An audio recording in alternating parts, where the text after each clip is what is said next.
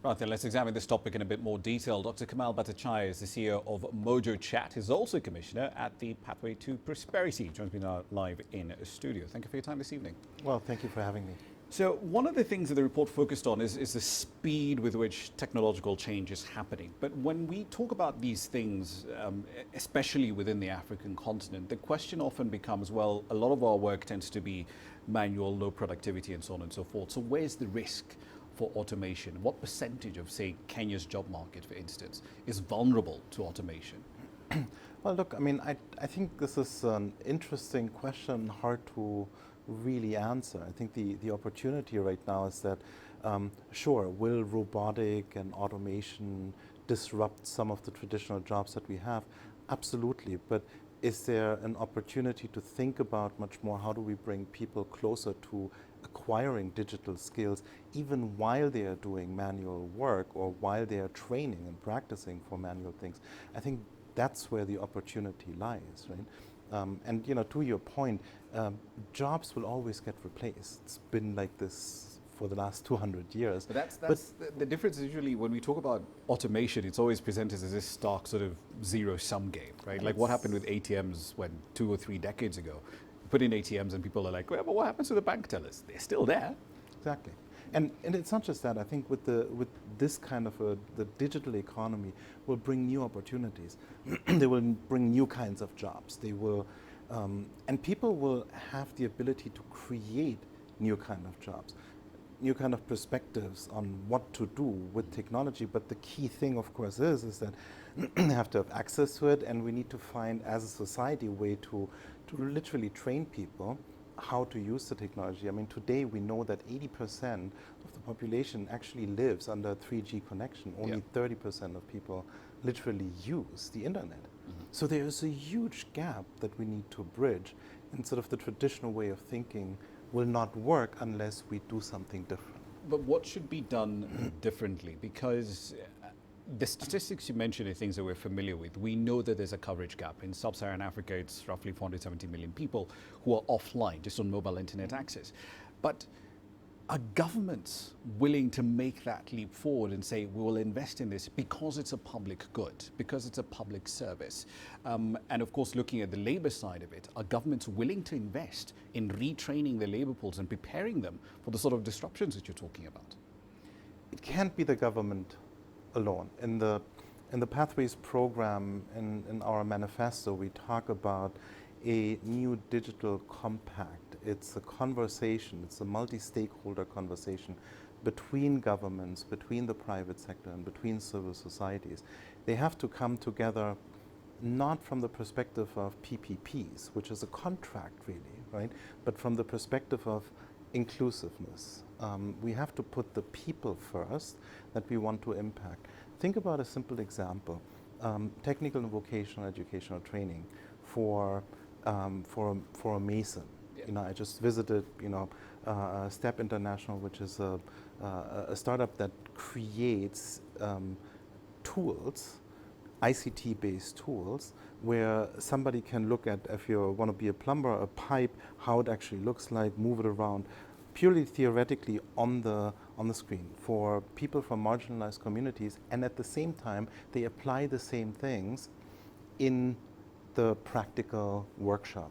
Think about the impact. You just train somebody not just to become a plumber, but to actually see the value of online tools, of online videos, of online games. And that, I think, will make the leap to also help people to use online tools for other things, because they're oftentimes the same people that are not using the internet. How do you build trust, essentially in digital identity systems, particularly in low trust environments? Because across sub-Saharan Africa, that social contract between citizens and governments has been eroded over time for various reasons, political reasons, widespread corruption, that sort of thing. But the opportunity is there to build up digital identity systems and bring these people into into being able to access public services. But how do we bridge that low trust gap? I'm not sure it's a great idea always to start with necessarily the one thing where people will say, I don't want this because I don't trust. I think you have to It's start usually with... not that I don't trust the service, it's I don't trust the person implementing it. Yes. And I think the important thing is to deliver sufficient amount of services that people find really useful, right?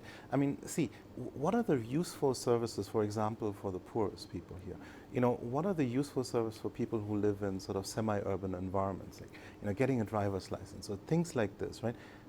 What are the massive amounts of services that governments actually deliver, but oftentimes people have to travel because they don't have access to, right? So I think, you know, e-citizen in Kenya is taking a first step in doing this. Many other countries are doing this too.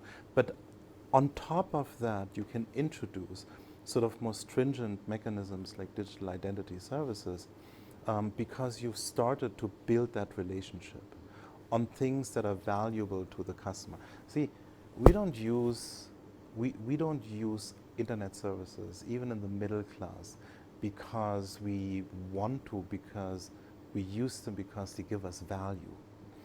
But when you go sort of through all the socio-economic sections of the society, you also have to look at what is the value that somebody who lives up country on a farm actually really needs. So right? not just service for service's sake. Exactly.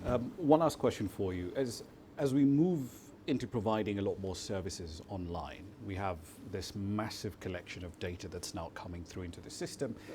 Algorithmic bias becomes a larger problem. It essentially scales up regardless of how we look at it. We're probably seeing that to begin with in the fintech sector with automated lending services. How do we deal with it? And how many countries in Africa even recognize that that is a problem that they need to deal with? So in this particular context, I think there are, and also this is covered in our report as well, so debiasing these kinds of automated services is a huge problem, and there is an algorithmic aspect to it, and this is very popular right now in the AI community, and everyone talks about it. Many people are trying, many big companies, small companies are trying to address it. The other one is, as you said, I think we need to very carefully investigate how are we marginalizing people based on some of these tools, whether it's credit scoring or other mechanisms that are coming into the market. How are we potentially marginalizing it? It's an important aspect, and this is from our manifesto perspective, this is exactly where we need to put people first.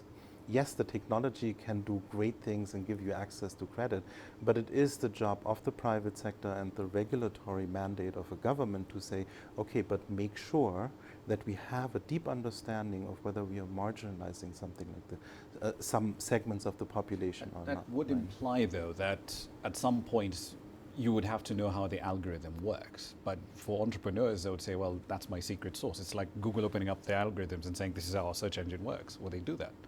You know, on this one, I will say I think it's in the interest of every entrepreneur to be open enough to address this.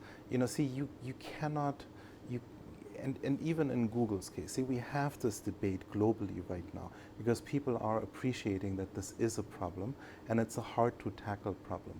We cannot just rest on the private sector and say, okay, if you tell me that it's trustworthy, it's trustworthy. Scout's honor. Exactly, Scout's honor, I promise. Because, you know, a lot of these services today are disrupting the institutional fabric globally, right? And in emerging markets, it's exactly where we are coming in with our manifesto, which is to say, you know, put the people first, and the implications of this is we need to have a regulatory framework and we need to have an honest conversation about this. And of course, that also requires a different skill set in the government that we have to develop over time. Right? But I think it is it's good for the private sector, it's good for the entrepreneurs, and it's good for the people. We'll leave it there for the time being. Dr. Kamal Bhattacharya, thank you. Thank you very much.